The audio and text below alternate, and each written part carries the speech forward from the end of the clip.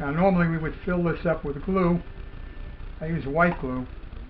And we would push down on the plunge and we'd get a droplet of glue coming out of the bottom. I already have the positions marked on the tape.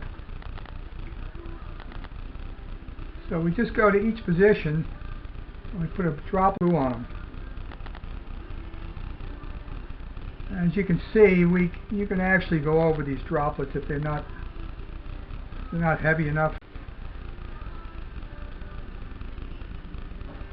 Actually, I find this works easier than using the syringe.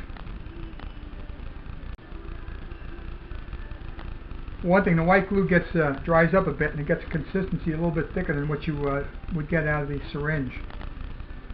It doesn't spread all over the place. I did my lower wings on this particular aircraft, this fleet, with a syringe, and I'm doing the upper with this method of the straight pin and just putting the glue droplets right on the surface. It take a couple hours to dry sufficiently so that I could turn the wing over and do the other side. It can be just picked right off. It'll come right off of the surface.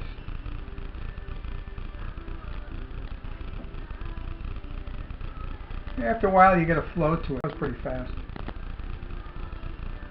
And you can also do this on cowlings where you may have raised rivets.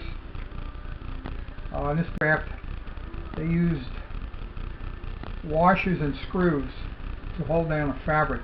This fabric wasn't on this. On the original, the fabric was stitched. Everything was screwed down. And that includes the empennage.